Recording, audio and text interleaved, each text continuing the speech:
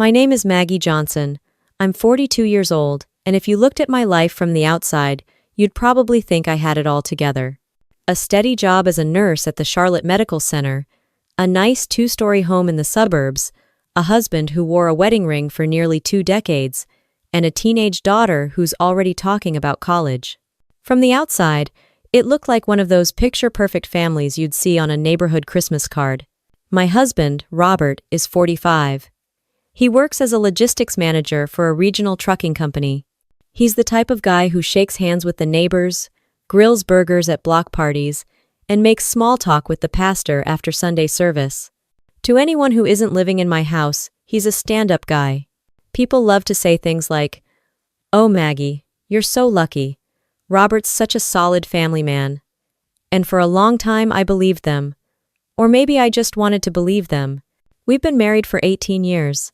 That's 18 Christmas trees, 18 summer barbecues, and 18 years of me making excuses when Robert got too busy at work to show up on time for dinner.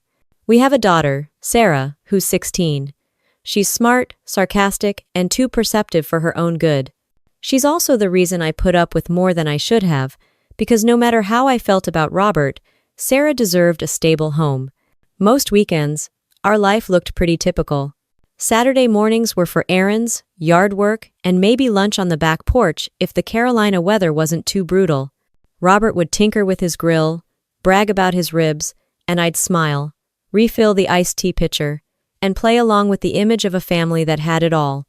Our neighbors would wave when they walked their dogs, and I'd wave back thinking, if only you knew. It wasn't always bad. I don't want to paint myself as some long-suffering martyr. Robert could be charming, generous even. He bought me a necklace for our 15th anniversary and acted like he'd personally mined the gold. He showed up to Sarah's middle school play with flowers big enough to block the view of the kid sitting behind him. He could turn it on when he wanted to. But most of the time, it was me doing the heavy lifting, paying bills, scheduling doctor's appointments, keeping track of Sarah's activities, and making sure we looked like a normal, functional family. By the time we hit our 18th year, the cracks had started to show. At first, they were small. Robert working late more often than usual. Robert suddenly caring about what cologne he wore after years of sticking to the same old spice. Robert making excuses to skip Saturday lunch on the porch because he had errands. You notice these things when you've lived with someone long enough. You just don't always want to admit what they mean. One afternoon, I was standing in our kitchen, stirring a pitcher of sweet tea the way my mama taught me so much sugar it makes your teeth hurt when Robert walked in, jingling his car keys. "Don't wait on me for lunch," he said casually. "Got a few things to take care of." I looked up from the tea and gave him the kind of smile wives give when they're trying not to ask too many questions. "Take your time," I said.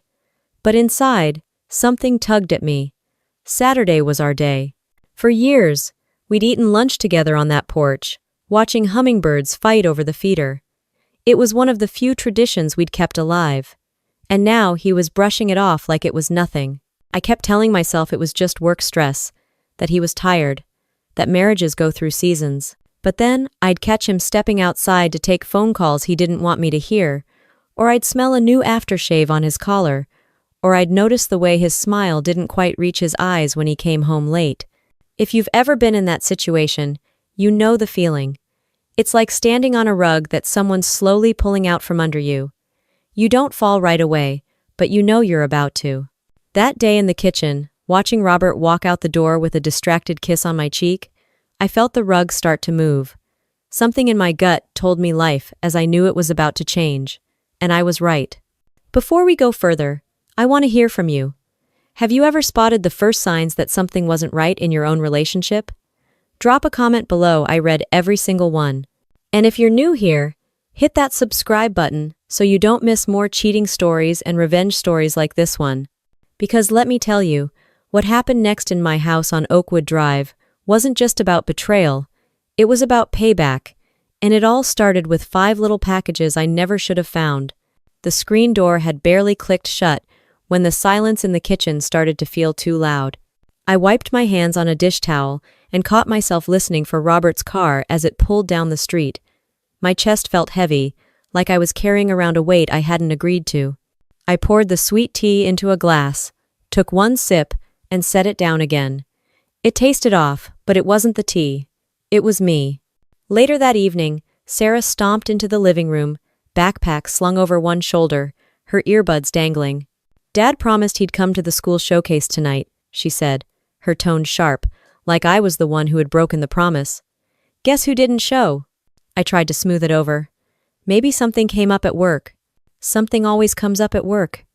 She rolled her eyes and went upstairs, leaving me sitting in the quiet with the TV flickering in front of me.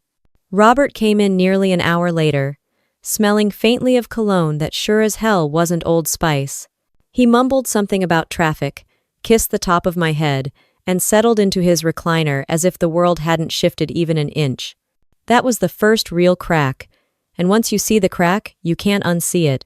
Over the next few weeks, the changes piled up. He bought 2 new shirts without me, bright colors he wouldn't usually pick out on his own. He started keeping his phone face down on the table. When it buzzed, he'd casually pick it up and walk out of the room. I wasn't naive. Nurses aren't. We're trained to notice when people are hiding things, whether it's pain, fear, or a pill bottle they don't want you to find. I'd spent years catching details others missed, but with Robert, I kept second-guessing myself. One Saturday morning, I woke up alone. The house was quiet, but his car keys weren't on the dresser. I found a note on the counter. "Errands. Don't wait for lunch." Same words, same routine, different feeling. When I went into the garage, something didn't add up. The fishing gear that always sat near the workbench was gone. Robert loved to pretend his Saturday errands included fishing talk with his buddy Danny. But if he was headed there, why take his own tackle box with him? That box had been collecting dust for months. It was like finding lipstick on a shirt collar, except subtler, and somehow worse. That afternoon, he came home with a plastic bag from the hardware store and grease on his fingers. He kissed me quick, distracted, and went straight upstairs. I stood there staring at that bag like it held the answer to everything. The tension carried over into the week. One night after dinner, while Sarah was finishing her homework, the phone rang. Robert glanced at the screen, muttered, "I'll take this outside," and left. 10 minutes later, he came back in, pretending like nothing had happened. "Who was that?" I asked, trying to sound casual. "Work. Always work." He didn't look me in the eye. I should have pushed harder, but I didn't. The words stuck in my throat, because once you say them out loud, who are you really talking to? You can't take them back. The worst moment came during Sarah's piano recital. The program listed all the students' names, neat and orderly. Parents filled every seat, phones ready to record. When Sarah walked on stage, she glanced at the crowd, scanning for Robert. He wasn't there. She played beautifully, her fingers sure and steady. But when she caught my eye, her expression said it all. He didn't show. Again. I clapped as loud as I could, cheering until my palms hurt, but I couldn't fill the empty chair next to me. When we got home, Sarah shut her bedroom door and blasted music loud enough to shake the walls. Robert walked in 2 hours later, claiming he'd been stuck in traffic. I wanted to scream. Instead, I set down his dinner plate and let him eat in silence. Every night, the distance between us grew. His smile was rehearsed, his stories thin, his presence barely there. I wasn't looking for trouble, but I couldn't shake the feeling trouble had already found me. The neighbors noticed too. Marge from next door asked one Sunday, "Everything all right with you two? Haven't seen Robert at church the past couple weeks." I lied. "He's been busy." She gave me a look that said she didn't believe a word of it, but she didn't push. By then, I'd stopped sleeping well. I'd wake up at 2 in the morning, staring at the ceiling, listening to Robert's steady breathing next to me. I used to find comfort in that sound. Now it only reminded me of how far apart we'd drifted. It was a slow unraveling, and I could feel every thread giving way. The little habits we'd built together, the porch lunches, the Sunday drives, even folding laundry side by side, they were all fading, replaced by excuses and absences. And then came the moment I'll never forget. The moment that proved my instincts weren't just paranoia. The morning started out ordinary enough. I had just finished a 12-hour night shift at the hospital, and my head was buzzing from too much coffee and not enough sleep. Robert's car was parked in the driveway, but he wasn't home. He'd left early, apparently for another one of those endless meetings. I carried the mail in from the porch and noticed Robert had left his pill organizer on the counter. His blood pressure meds were still sitting in Monday's slot, untouched. He'd been told a dozen times not to skip doses, and of course he'd forgotten again. I decided I'd put them in his car so he couldn't miss them later. The sun was beating down as I walked out to the driveway, keys and pillbox in hand. I opened the driver's side door, and that's when I caught the faint smell of cologne again, stronger this time, not the kind you wear for a board meeting. It was lighter, sweeter, the kind that lingers on skin after being pressed a little too close. I leaned across the seat, opened the glove compartment to tuck the pills inside, and froze. Sitting neatly in a crumpled grocery bag were 5 condoms. Not 1, not 2, 5. It felt like a punch to the gut. My first reaction wasn't even anger. It was confusion, the kind where your brain scrambles for a logical explanation. Maybe he picked them up as a gag gift? No. Maybe he was holding them for a friend? Ridiculous. Then the truth came flooding in, and my chest went cold. We hadn't used condoms since before Sarah was born. After she arrived, we made different choices. There was absolutely no reason for them to be here. I pulled one out of the bag with shaking fingers. The package was shiny, untouched. My hand trembled so badly I nearly dropped it on the floor mat. I felt like the air had been sucked out of the car. My throat tightened, and before I realized it, tears blurred my vision. And then I saw it. A faint, smeared line of lipstick on the inside of the bag. Not mine. That was the moment every suspicion, every late night, every excuse about traffic or work snapped into focus. I sat there gripping the steering wheel, breathing hard. I could have stormed into his office, thrown the bag in his face, and demanded answers. But I didn't. Something inside me told me to stop, to think. Rage has a way of boiling up, but if you let it simmer, it can turn into something sharper, something useful. I put the condoms back in the bag, slid the glove box shut, and wiped my eyes. I wasn't going to give Robert the satisfaction of seeing me fall apart. If he wanted to play games, he'd learn I could play better.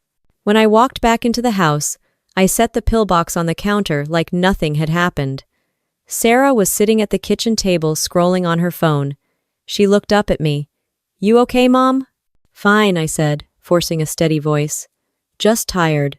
She nodded, not buying it, but didn't push. All day I carried that image with me, the shiny wrappers, the lipstick smear. At the grocery store, I couldn't even walk past the condiment aisle without thinking about what I'd do with those condoms if I ever had the nerve. By the time Robert came home that evening, cheerful as ever, I'd already made a choice.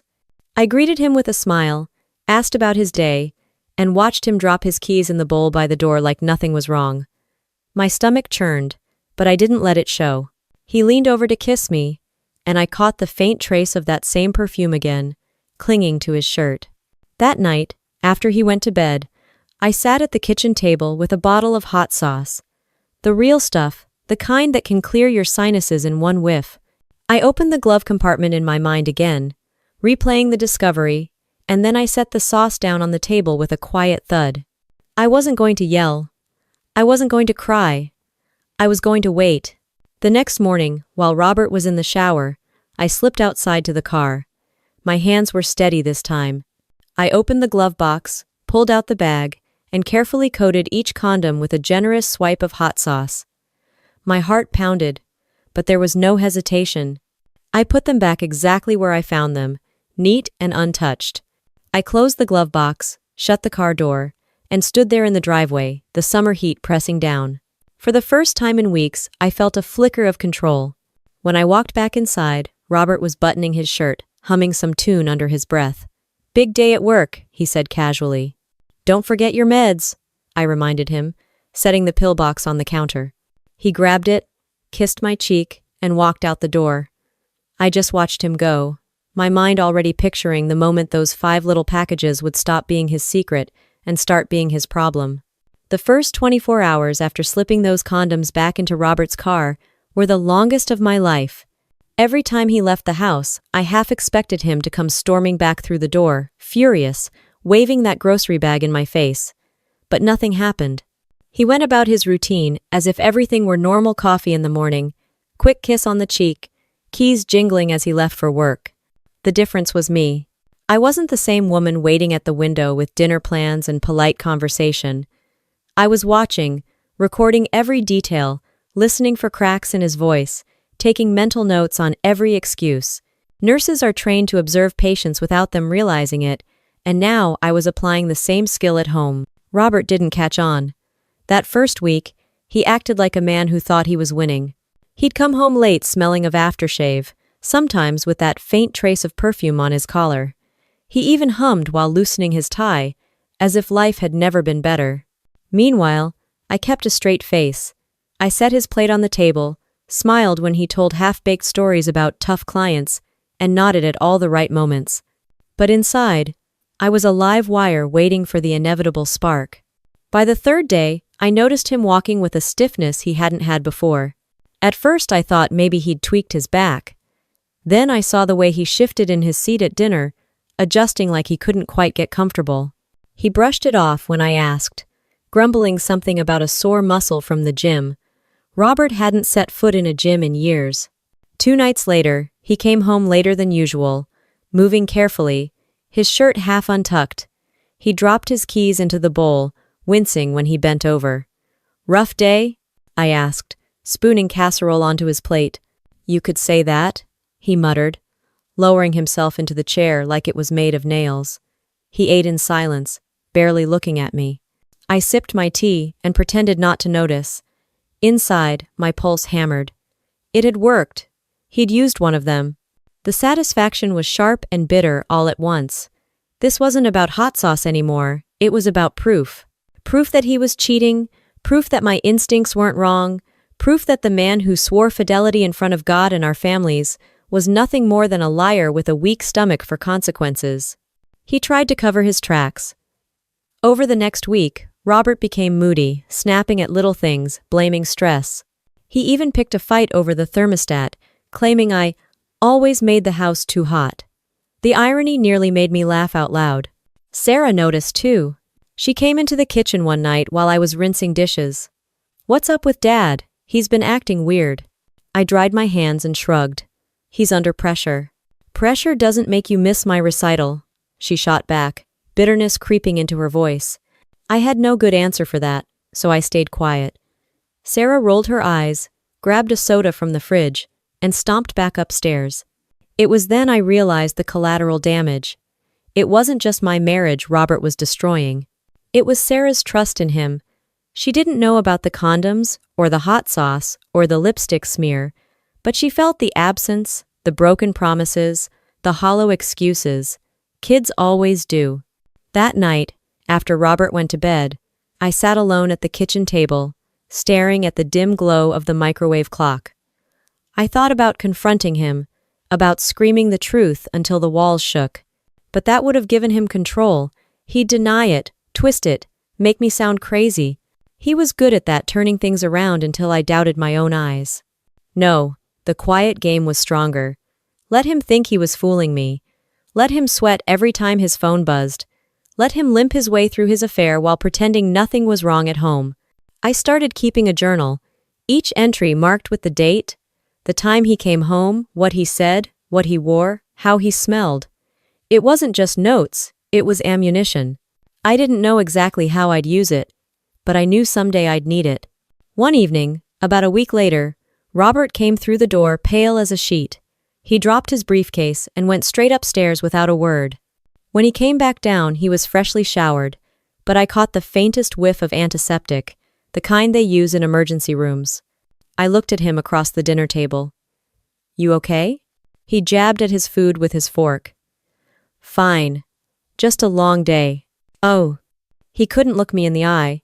I smiled politely, took a bite of my own dinner, and said nothing. For the first time in years, I felt like I had the upper hand. Not because I wanted him in pain, but because I knew the truth and he didn't know I knew. That was power.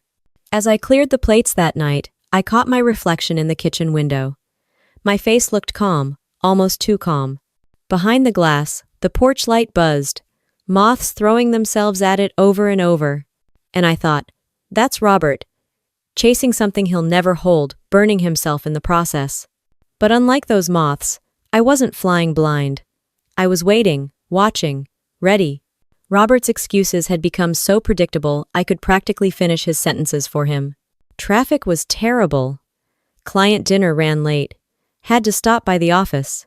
He tossed them out like cheap candy, as if I were supposed to eat them up and smile. The trouble was, he'd gotten sloppy. He forgot details, mixed up stories, and sometimes contradicted himself within the same conversation. One night, he claimed he'd been at a work dinner at a steakhouse uptown. The very next morning, he complained about how much he hated the seafood he'd been forced to eat. I kept stirring my coffee, pretending not to notice, but my mind logged every slip. It wasn't just me. Sarah had started pulling away from him. She didn't wait by the window anymore when he was late. She stopped asking if he'd be home for dinner. She learned to expect the empty chair next to her at school events. The disappointment was etched into her every eye roll and sarcastic comment. One Saturday afternoon, she stood in the kitchen holding her soccer cleats, cheeks flushed with frustration. Dad said he'd drive me to practice today. I glanced at the clock. It was already 20 minutes past time to leave. I'll take you, I said, grabbing my keys. She muttered, "Figures," under her breath. Robert finally rolled in later that night with a flimsy apology, saying something about a client emergency. Sarah didn't even bother arguing. She just disappeared into her room and slammed the door. That slam echoed louder than any fight we'd ever had. The signs kept stacking up. He bought a new shirt tag still attached that I knew I hadn't picked out.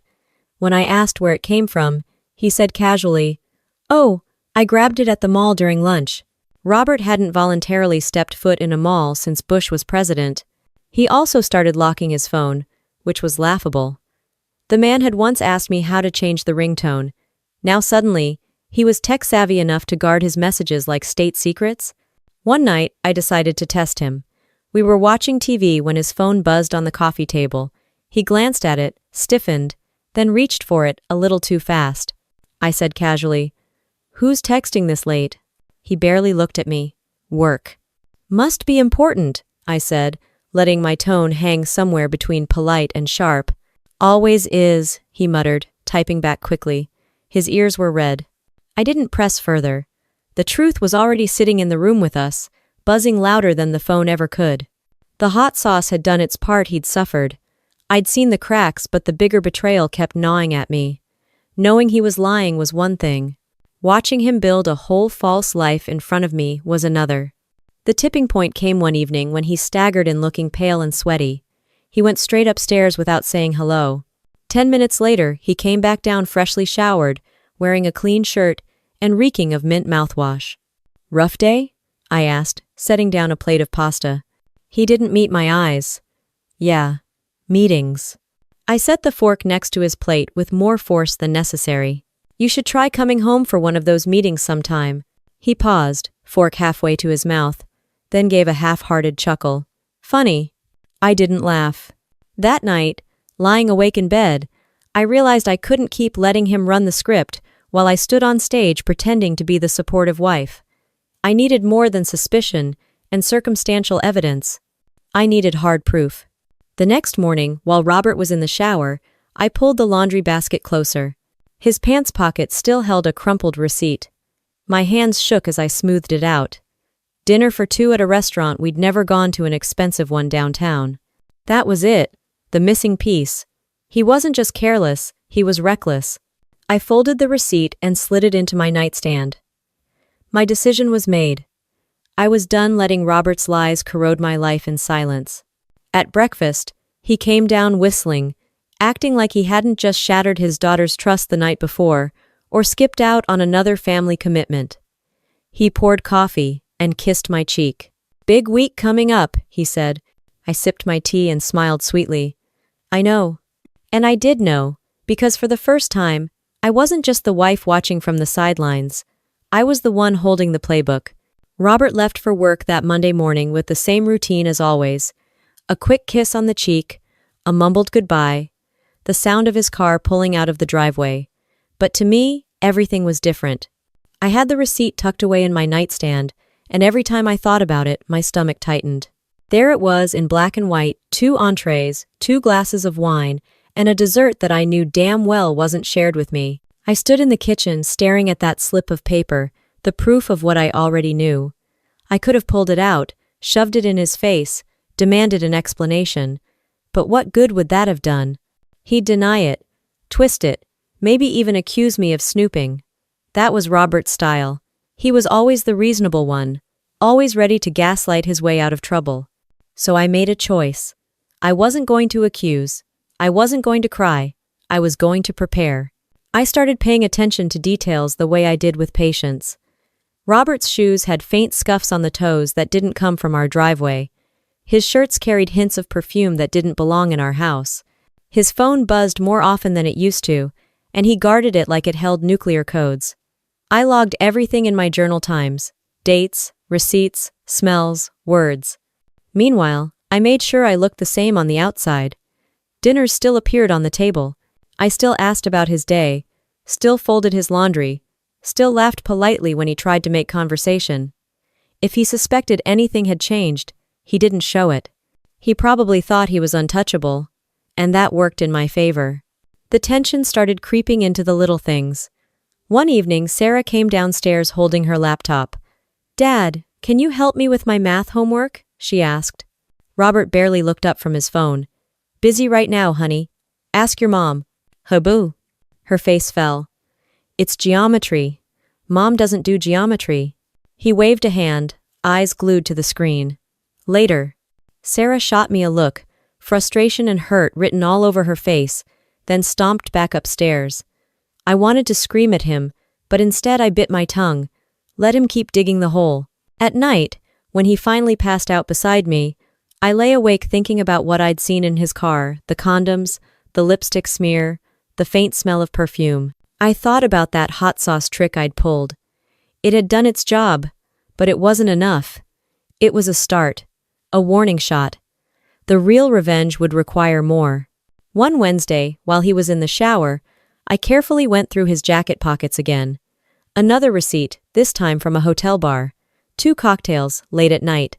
He'd never mentioned being anywhere near that part of town. I folded it and added it to my growing stack. Proof upon proof, each one like a brick in the wall, I was quietly building around him. Robert's moods shifted depending on the day. Some evenings he came home irritable, snapping at me over nothing. Other times he walked in with a smug grin, humming like he'd just pulled off the deal of the century. Either way, I matched his energy, calm and neutral, never giving him a reason to suspect I was cataloging his every move. The hardest part was keeping it together in front of Sarah. She wasn't stupid. She knew something was wrong. She caught me staring into space one afternoon and asked, "Mom, are you and Dad fighting?" I forced a smile. "No, sweetheart. Just tired." She narrowed her eyes. "You look more than tired." I reached out and tucked a strand of hair behind her ear. "Don't worry about me. Focus on school." She didn't look convinced, but she let it go. Inside, though, I was furious not at her, but at him. He was forcing our daughter into this position, making her question the stability of her home. He wasn't just betraying me, he was betraying her too. The breaking point came on a Friday night. Robert waltzed in around 10, loosened his tie, and flopped onto the couch. "Long day," he sighed dramatically. I glanced at him from the armchair. "Where'd you grab dinner?" Work thing," he said quickly, eyes on the TV remote. "Which restaurant?" He paused just long enough to give himself away.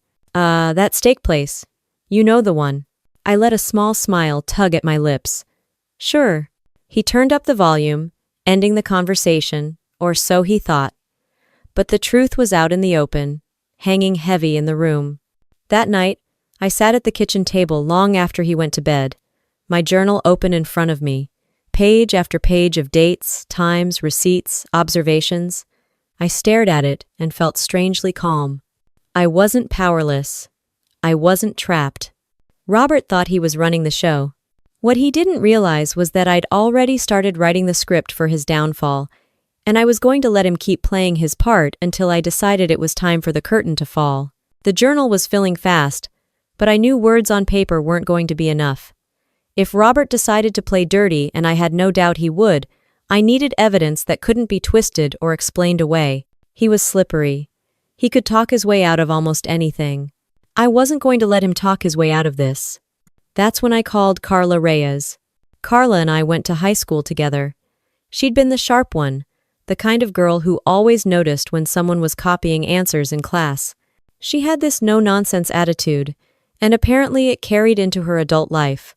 While I became a nurse, she became a private investigator. I hadn't spoken to her in years, but I'd heard from a mutual friend that she'd opened her own agency downtown.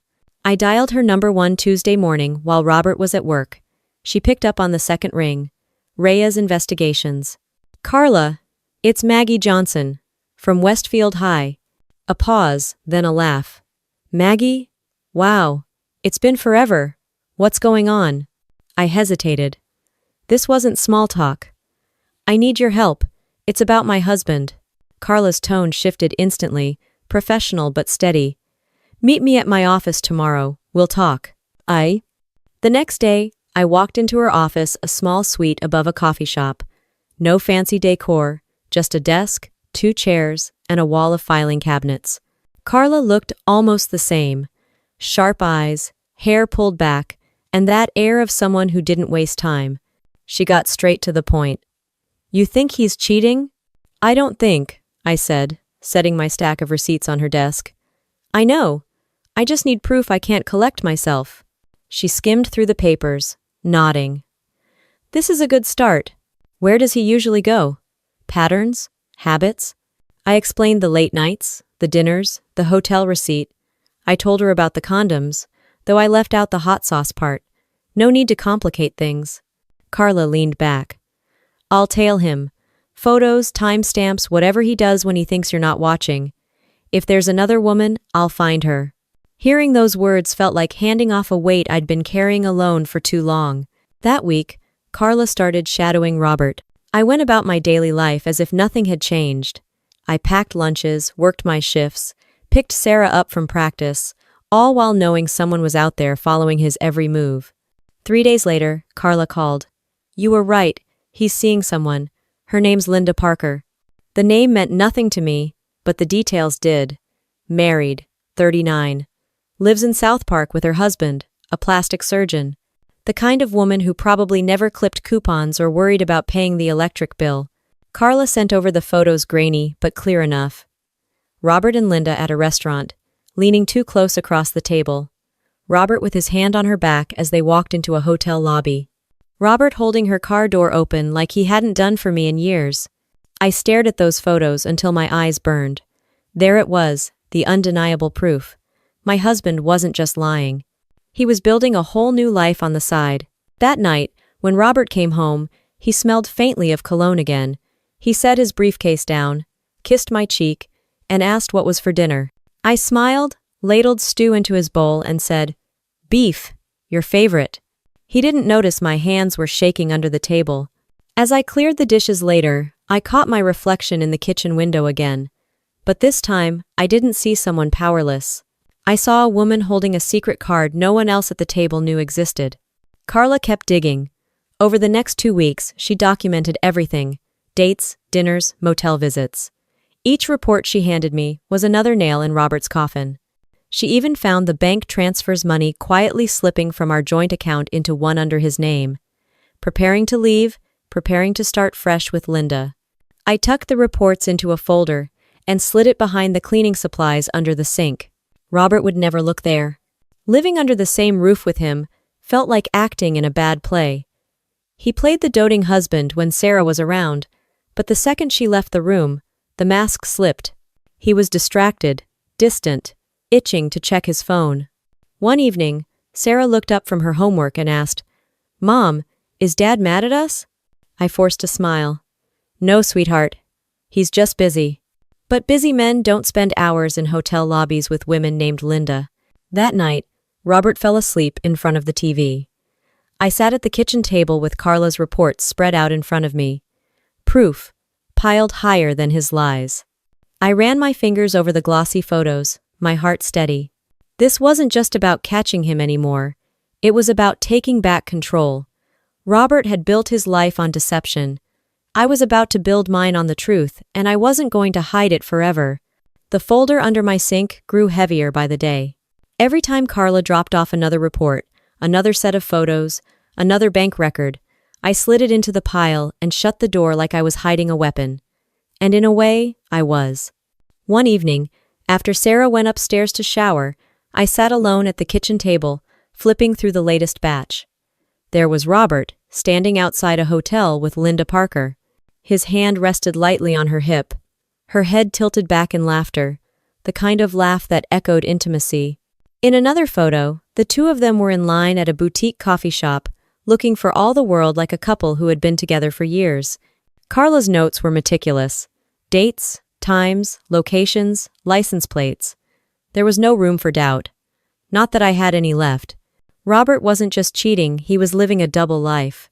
The next morning, as he sat across from me at breakfast buttering toast, I studied him the way I'd study a patient pretending not to be sick. He smiled faintly, talked about a new client at work, and kissed Sarah on the head as she rushed out the door with her backpack. He played the part so well it made my skin crawl. "Long day today?" I asked, sipping my tea. He shrugged, not meeting my eyes. "Yeah, dinner with the board. Don't wait up." I nodded, keeping my face calm. Meanwhile, Carla had already told me where he'd really be at dinner time, room 214, at a motel off I-77.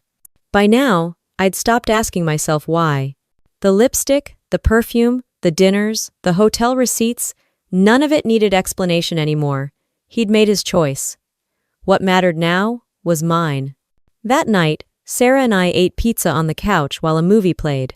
She laughed at the screen, but I noticed her checking the door once or twice. She didn't ask where her father was. She didn't have to.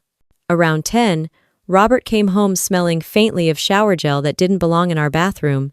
He kissed my cheek, called out, "Good night, kiddo," up the stairs, and collapsed onto the couch with a sigh. I watched him sink into the cushions like nothing had happened. He turned on the TV, acting like he was just another exhausted husband at the end of another long day. Inside, I felt nothing but disgust. The next day, Carla handed me something I hadn't expected. Not just photos, but copies of emails. She'd traced his activity through a shared Wi-Fi network at a restaurant. There, in black and white, were Robert's words to Linda. "I can't wait until we don't have to sneak around anymore. Maggie won't see it coming." I read that line 3 times. My chest went cold, but my hands didn't shake. Instead, a kind of focus settled in. He was planning to leave. To walk away from me, from Sarah, from 18 years, like it was all disposable. Carla leaned across her desk. "You've got him. This is enough to end it, Maggie. You could file tomorrow." I nodded slowly. "Not yet." "Why?" "Because I want him to feel it. Not just lose quietly. I want everyone to see who he really is." Carla studied me for a moment, then gave a sharp nod. "Then we'll keep going." At home, I tucked the emails into the folder, hiding them with the rest. Robert came through the door a few hours later, carrying takeout bags like he was doing me a favor. "Thought you'd like a break from cooking," he said cheerfully. I smiled thinly, set the food on the counter, and thought about the woman he'd been feeding hours earlier. Sarah sat at the table scrolling her phone. "You're home early," she said, surprised. Robert ruffled her hair. "Wanted to spend some time with my girls." She pulled away, rolling her eyes, and went upstairs. I caught the flicker of hurt on her face before she turned. Dinner passed with forced small talk. He laughed at his own jokes, bragged about work, acted every bit the man he wanted us to believe he was, but I knew better. And soon, so would everyone else. Later, after he went to bed, I sat on the edge of the couch with the folder open in my lap. Photo after photo, email after email. Each one a piece of the truth he couldn't bury. For the first time in weeks, I felt steady. Not broken, not desperate, not even angry. Just steady. Robert thought he was getting away with everything. He thought I was blind, weak, too naive to see what was in front of me. But the truth was sitting right here in my hands, ready to cut through every lie he'd ever told, and I was the one who would decide when the blade came down. I tried to shield Sarah from the worst of it, but you can only hide so much when you're all living under the same roof. Teenagers notice things adults think they don't. She noticed Robert's missed dinners, the way he kept his phone glued to his hand, the way he barely listened when she talked about school. One Thursday evening, Sarah sat at the kitchen counter, spinning a pencil between her fingers. "Mom," she said slowly, "is Dad mad at us?" I looked up from the cutting board. "No. Why would you think that?" She shrugged. "He doesn't hang out with us anymore. He used to ask about my practices. Now he just leaves." And man, the ache in her voice hit harder than any evidence Carla had ever handed me. "Your dad's busy?" I said carefully, hating the words as they left my mouth. Sarah dropped the pencil with a clatter. "Busy doesn't mean missing everything." Then she grabbed her backpack and stomped upstairs. I stood there, knife in hand, realizing just how deep Robert's betrayal went. It wasn't just my marriage he was destroying. It was Sarah's trust in him. The following weekend was supposed to be Sarah's school fundraiser. She'd been practicing for weeks to perform a short piano piece in front of parents and teachers. She asked Robert twice if he was coming, and both times he'd assured her he wouldn't miss it. The night of the fundraiser, Sarah scanned the crowd from the stage, fingers poised over the keys. She found me in the audience and smiled nervously, but her eyes kept darting toward the doors. Robert never walked through them. She played beautifully, hitting every note with the kind of precision only a 16-year-old perfectionist can manage. The audience clapped, but I could see the disappointment etched on her face, even from the back row. When we got home, Robert's car was already in the driveway. He was on the couch with the TV remote in his hand. "How was it?" he asked casually, not even looking up. Sarah stared at him for a long second. "It was fine," she said, voice flat, before heading upstairs. The slam of her bedroom door said everything she didn't. I watched Robert scratch his chin like he hadn't noticed a thing. He picked up a beer from the coffee table and asked, "What's for dinner?" That was the moment I knew he wasn't just lying to me. He was failing Sarah, too. The next week, Sarah cornered me while we were folding laundry. "Mom," she whispered, "is Dad seeing someone else?" The question sucked the air out of the room. I kept my hands moving, folding a towel just to buy time. "Why would you ask that?" She bit her lip. "Because he acts different. He's gone all the time. He smells like perfume sometimes. And he missed my fundraiser. He wouldn't do that unless, you know." I wanted to protect her. I wanted to say no, to tell her she was imagining things. But lying would have made me no better than him. I set down the towel and met her eyes. "Your dad's making some bad choices, but none of them are your fault." "Unclin." She swallowed hard and nodded. "I don't even know who he is anymore." Then she walked away, leaving me with a pile of folded laundry and a heart that felt like it weighed 100 pounds. That night, I lay awake listening to the hum of the air conditioner, thinking about Sarah's words. She didn't just suspect she knew, and the fact that she had to carry that knowledge at 16 made me hate Robert more than I ever thought possible. A few days later, Sarah overheard a phone call. Robert had stepped into the garage, but the door was cracked just enough. She came to me afterward, her face pale. "He called someone baby. It wasn't you." I closed my eyes, taking a steadying breath. There it was. Confirmation, not just for me, but for her. "Sweetheart?" I said softly. "I'm sorry you had to hear that." Her eyes brimmed with tears. "Why doesn't he care about us?" I pulled her into my arms, holding her as tightly as I could. "He does care, in his own way. But he's making choices that hurt us. And that's on him, not you." She didn't say anything else. She just buried her face in my shoulder, and for the first time, I realized Sarah wasn't just my daughter anymore. She was a young woman caught in the wreckage of her father's lies. Robert came in later, acting like everything was normal. He dropped his keys in the bowl, kissed me absent-mindedly on the cheek, and asked if Sarah had finished her homework. He didn't notice her red eyes or the way she avoided looking at him. I smiled tightly and set his plate on the table. He dug in without a second thought, completely unaware that his daughter had just seen through him as clearly as I had. And as I watched him eat, the decision solidified in my mind. He thought he was juggling two lives, but he was already losing the only one that really mattered. The folder of evidence had become my secret weapon, but watching Sarah's faith in her father crumble gave me the final push. quiet revenge wasn't enough anymore. Robert had spent months rewriting reality inside our home, making me look like the oblivious wife and leaving our daughter in the dark. He wanted control, but he'd handed me the perfect opportunity to take it back. Our 18th wedding anniversary was coming up in just a few weeks. Normally, I wouldn't have bothered making a big deal out of it. The last few years we celebrated with a quick dinner or sometimes not at all, depending on how busy Robert was. But this year, I decided to turn it into a production one he wouldn't see coming. I booked the community hall through our church under the guise of rekindling family traditions.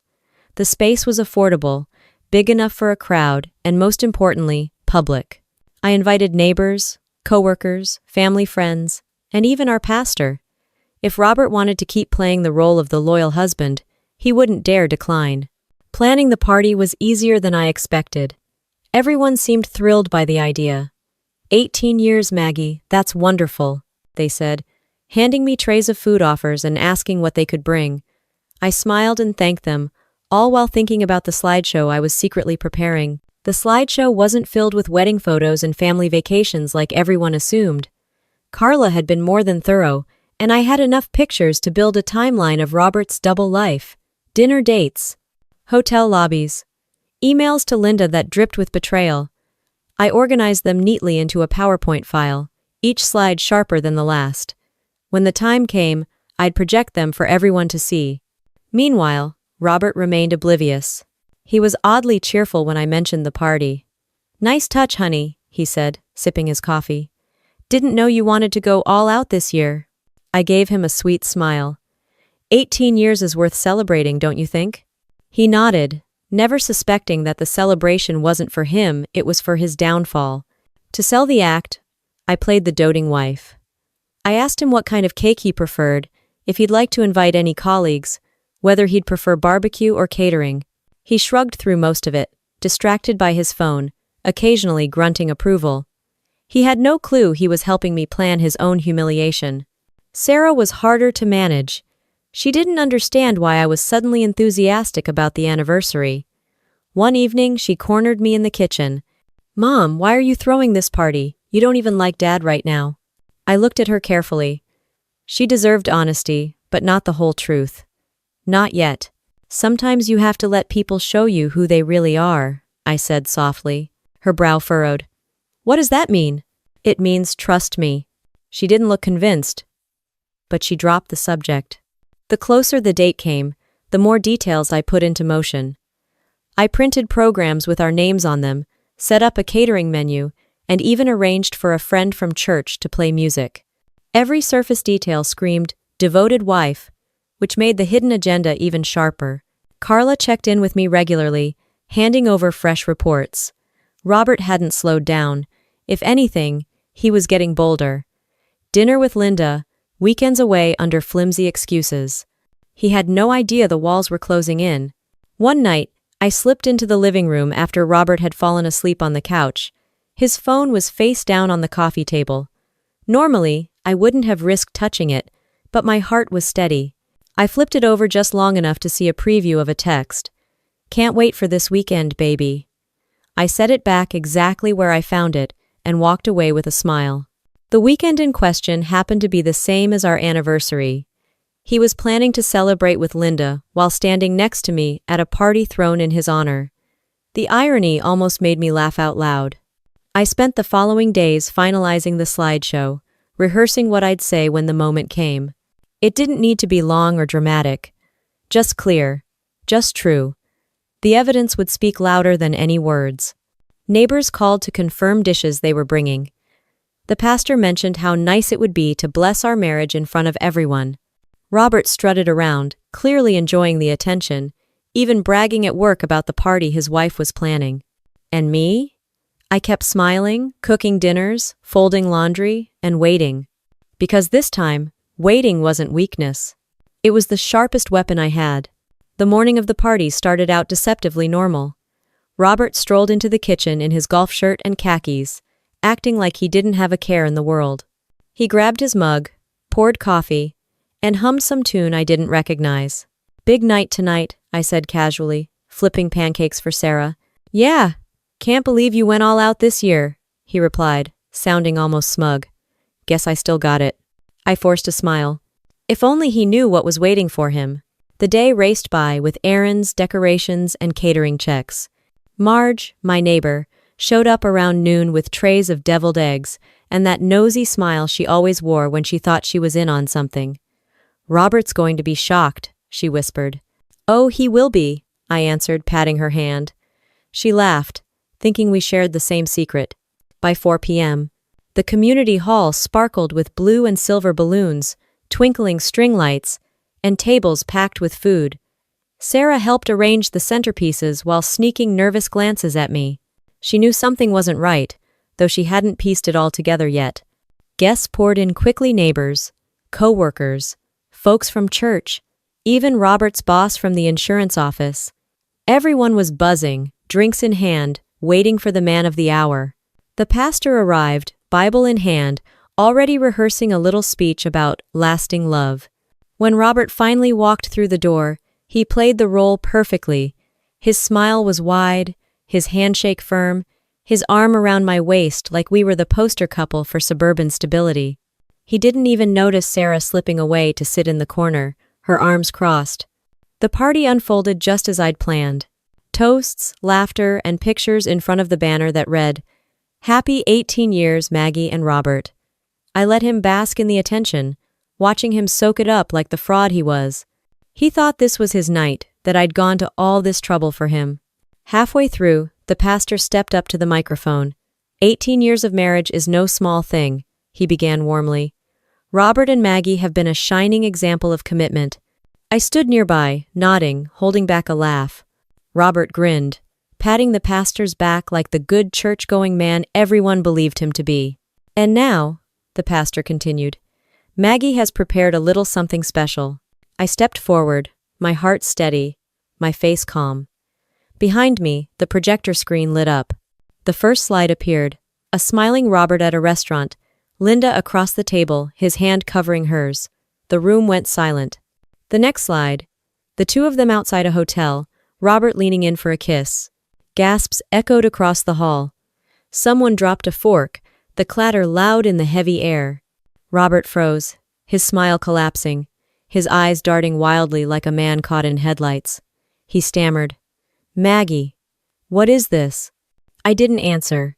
The slideshow kept rolling texts, emails, photos of weekend getaways he'd told me were business trips.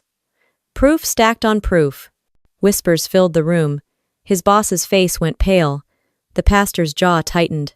Marge covered her mouth with both hands, eyes wide with delight at the scandal she hadn't seen coming. Finally, I turned to Robert. 18 years, Robert. 18 years of me being faithful while you snuck around like a coward.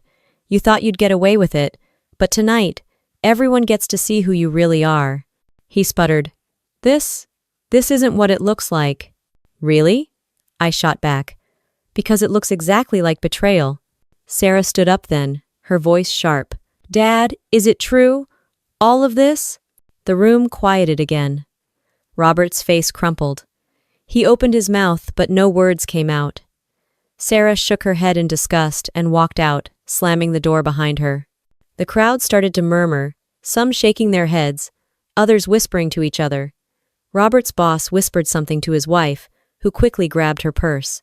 Desperate, Robert lunged toward the projector, yanking the cord from the wall. The screen went black, but it was too late. The images were burned into everyone's minds. I didn't flinch. You can pull the plug on the screen, Robert, but not on the truth. He turned on me, his face red, his voice rising. How could you do this to me in front of everyone? The irony nearly made me laugh. How could you do this to our family for years and expect me to stay silent? People began gathering their things, the atmosphere too tense to pretend it was still a celebration. The pastor muttered something about praying for strength and hurried out. Marge, of course, lingered just long enough to squeeze my arm and whisper, Good for you, honey, before leaving too. Robert was left standing there, sweaty, humiliated, and cornered. For the first time, he looked small. He wasn't the charming husband or the smooth talker. He was just a man exposed, undone by his own choices. I leaned in, my voice low enough only he could hear. "This was never your night, Robert. It was mine." He staggered back, his shoulders slumping, his eyes wet. He had nothing left to say. The party ended not with cake or champagne, but with silence broken only by the sound of chairs scraping against the floor as the last few guests slipped out. Robert didn't even try to follow Sarah when she stormed out of the party. He just stood there, red-faced and shaking, while guests slipped away one by one. The silence in that hall was thick, the kind that makes every scrape of a chair sound like a gunshot. I kept my head high, thanked the caterers politely, and started gathering up the evidence posters. Robert's eyes followed me the whole time, like a man who just watched his world collapse but didn't yet understand the rubble was his own making. When we finally got home, the air in the house felt colder than ever. Sarah had locked herself in her room. I dropped my purse on the kitchen counter and started stacking leftover food into containers. Robert hovered in the doorway, pale and sweating, his shirt sticking to his back. "You didn't have to do that," he muttered. His voice cracked, and he sounded less like a husband and more like a teenager caught shoplifting. I slammed the fridge shut. "Didn't have to? Robert, you lied, cheated, drained money out of our account, and planned to disappear with another woman. I gave you 18 years, and you're lucky all you got was exposure."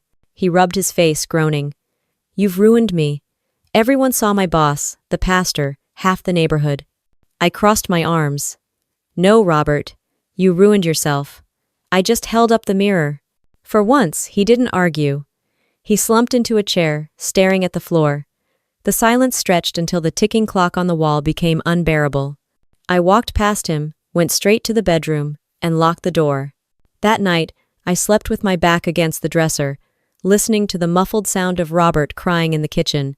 The next morning, Sarah sat at the table, arms crossed, her eyes still swollen.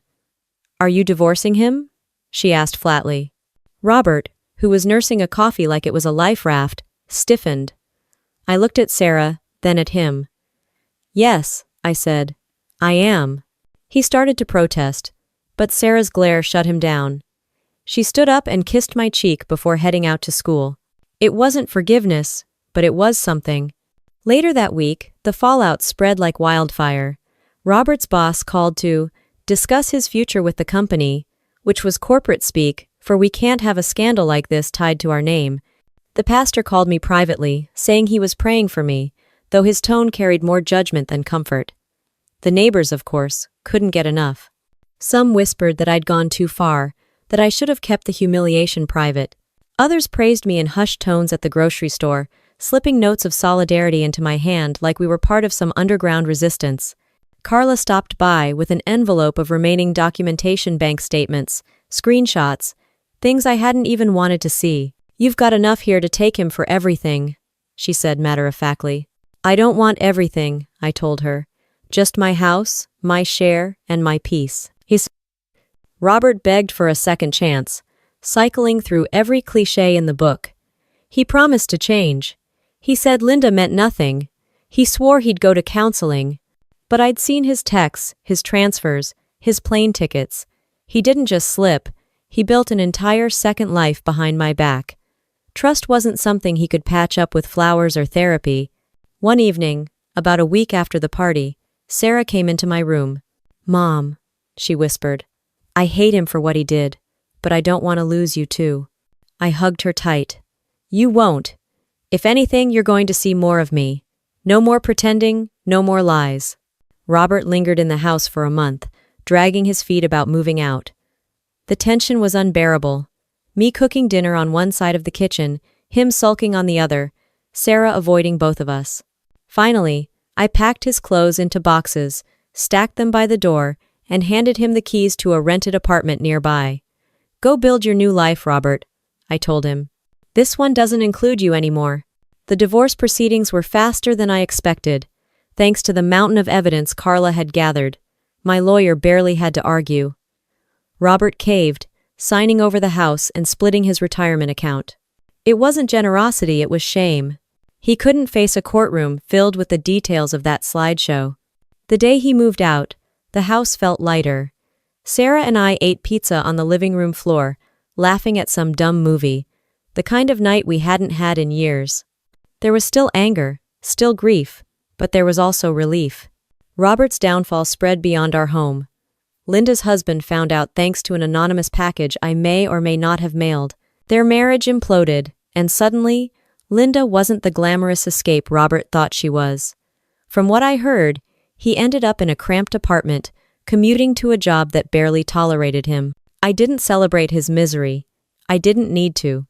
The satisfaction came from knowing he couldn't spin his narrative anymore. The world saw him for who he really was, and I no longer carried the weight of protecting his reputation.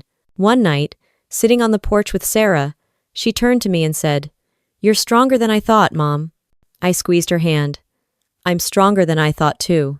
The cicadas buzzed, the air smelled like cut grass, and for the first time in years, I felt like I was exactly where I belonged, not trapped in Robert's shadow, not defined by his choices, just me, Maggie Johnson, free and unafraid.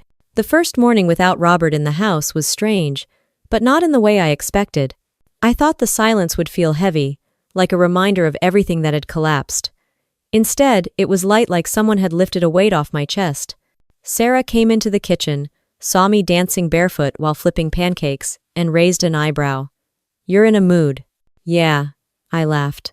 "Turns out peace and quiet taste better than burnt coffee and lies." She rolled her eyes but smiled, and that was enough for me. Rebuilding didn't start with lawyers or paperwork. It started with small choices. I pulled everything of Robert's out of the closets, shirts, ties, his ridiculous golf trophies, and stuffed them into boxes. Sarah helped, tossing socks into the pile like it was a sport. "He always complained I left my shoes out," she muttered. "Guess he won't have to trip over them anymore." By the end of the day, the garage looked like a thrift store dedicated to one man's mediocrity. When Robert came by to pick it up, I didn't even open the door. I left the boxes on the porch with a note. "You lost your place here. Don't come back." The next step was reclaiming the house. The bedroom, once a museum of compromise, got a fresh coat of paint, soft gray. My choice, not his. I bought new sheets, curtains, even a lamp that gave the room a cozy glow instead of the harsh overhead light Robert preferred. Sarah came in one night, flopped on the bed, and said, "It doesn't feel like his room anymore. It feels like yours." That was the point. I didn't stop there. I joined a painting class at the community center. I wasn't good, my roses looked like blobs, but every stroke of color felt like a reminder I could create something new. A group of women in the class became fast friends, fellow survivors of divorces and betrayals. We laughed, shared wine after class, and built a little circle of resilience. Sarah noticed the change. One evening over takeout, she asked, "Do you ever wish you'd stayed, just to avoid all this mess?" I put my chopsticks down. "No, the mess was living with him. This is cleanup. Cleanup means you're moving forward." She nodded, chewing slowly, her eyes softening. Robert, meanwhile, didn't fare so well. Word spread quickly about the anniversary party disaster. He lost respect at work, and Linda dropped him when her own marriage imploded. I heard from Carla that he'd been seen alone at bars, nursing drinks and staring at his phone. I didn't gloat, but I didn't pity him either. He'd written his own ending. One Saturday morning, I laced up my sneakers and joined a neighborhood running group. I hadn't run in years, but the pounding of my feet on the pavement, the sweat, the burn in my lungs, it all reminded me I was alive. One of the group leaders, a widower named Harold, struck up a conversation. He was kind, funny, in a quiet way, and didn't flinch when I admitted I hadn't been on a real date since my 20s. We started running side by side most mornings, talking about everything from books to bad casseroles at church potlucks. He never pushed, never pried, just listened. One day, after a particularly grueling run, he handed me a bottle of water and said, "You know, you've got grit. Not everyone bounces back the way you do." I shrugged, smiling. "Guess I finally figured out what I won't settle for anymore." He chuckled. "That's half the battle." It wasn't romance, not yet. But it was something new.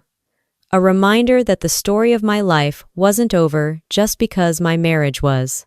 Sarah started warming up again too. She invited me to meet her friends from school, introduced me as my mom, who doesn't take crap from anyone. I laughed, but deep down it mattered. She wasn't embarrassed anymore. She was proud. Rebuilding also meant facing the financial mess Robert had tried to leave me with. Carla's investigation had uncovered every sneaky transfer. With the divorce settled, I kept the house, half the savings, and more importantly, control of my own future. I hired a financial advisor, set up college funds for Sarah, and even carved out money for travel. 1 year after that explosive anniversary party, I stood at the edge of the Grand Canyon. The wind whipped through my hair, the horizon stretched endlessly, and for the first time in decades, I felt small in the best way. Robert wasn't beside me. He never would be again. And that was exactly how I wanted it. When I got home, Sarah asked if it was worth it. I showed her the pictures. It was more than worth it. It was proof life doesn't end with betrayal. It begins again. She smiled, leaned against me, and whispered, "I'm glad you taught me that." Of spake. Rebuilding after betrayal wasn't easy, but it was mine. Every brushstroke on a canvas, every mile on the pavement, every laugh with Sarah, it all added up to something Robert could never touch again. Freedom. And freedom, I realized, was the best revenge I could have ever asked for. Looking back, I sometimes wonder how I managed to keep my composure through it all. The discovery, the lies, the evidence, and finally the public explosion that ended my marriage. But then I remember. Survival makes you stronger than you think. When you've been betrayed by the person you trusted most, anger turns into fuel, and humiliation turns into clarity. Robert thought he could cheat, drain our finances, and still walk away looking like the respectable husband. Instead, he became the main character of his own downfall. The anniversary party wasn't just about humiliating him, it was about reclaiming my voice. For too long, I had let his choices define my life. That night, I showed everyone, including myself, that I wasn't the blind, obedient wife he imagined. The weeks after the divorce gave me space to breathe. I no longer tiptoed around his moods, or pretended not to notice when his phone buzzed at midnight. The house became mine in every way. From the new gray paint on the bedroom walls to the laughter Sarah and I shared while eating ice cream for dinner just because we felt like it. Each small change reminded me that life didn't end with Robert's betrayal. It was only just beginning. Sarah and I grew closer in ways I didn't expect. She saw me fight back, not with fists or screaming, but with calm determination. And in return, I watched her learn resilience at an age when betrayal could have shattered her trust in family forever. The day she told me, "Mom, you taught me not to take garbage from anyone," I knew I had already won, no matter how much money or pride Robert tried to steal. As for Robert, word around town was that his life never bounced back. He kept his job for a while, but was demoted quietly, his reputation in shreds after the truth about his affair with Linda spread. And Linda? She dropped him faster than he dropped those lies at our dinner table. Turns out she wasn't interested in being with a man stripped of charm and status. I didn't need to keep tabs on him, but sometimes news traveled whether I wanted it to or not. Each time I heard about his downfall, it only confirmed that I had done the right thing by walking away without regret. 1 year later, I celebrated not my marriage, but my freedom. I traveled for the first time in years, stood at the edge of the Grand Canyon, and let the wind hit my face while I laughed like a woman who'd just discovered she could fly. I took a painting class, joined a running group, and started saying yes to opportunities that were mine alone. Even Harold, the widower I met on morning runs, became part of my new chapter, not as a replacement for Robert, but as proof that kindness and patience still exist. The most important thing I learned was this: betrayal doesn't have to define you. It can if you let it, but it can also be the spark that wakes you up from a life you didn't realize was half-lived. For years, I thought stability meant safety. I thought silence kept peace, but silence only protected Robert while it chipped away at me. Speaking out, showing the truth, wasn't just revenge. It was survival. Some people still whisper that I went too far, that I should have handled it behind closed doors. Maybe they're right for themselves, but not for me. Robert made his choices in secret, hiding behind lies. I chose to bring the truth into the light, and when the light hits something rotten, it's not pretty, but it's honest. I can live with honest. Now when I sit on my porch swing with a cup of coffee, I don't hear the echo of arguments or the weight of suspicion. I hear birds, the clink of Sarah's laughter from inside the house, and the calm that comes with knowing I'm exactly where I need to be. If you take anything from my story, let it be this: revenge isn't always about destroying someone else. Sometimes it's about rebuilding yourself so completely that the person who broke you no longer has any power. Cheating stories like mine may sound shocking, but they're also lessons about strength, dignity, and knowing when to stop settling for less. So here I am, Maggie Johnson, no longer the wife waiting at home, no longer the woman wondering if her husband's excuses add up. I'm living on my own terms, raising my daughter to be strong, and finally breathing air that isn't tainted by lies. That, to me, is the sweetest revenge. And if my story hit home for you, share your thoughts in the comments. Tell me where you're watching from. I read them all. Don't forget to subscribe for more real-life cheating stories and revenge stories. Because sometimes the truth isn't just painful, it's powerful.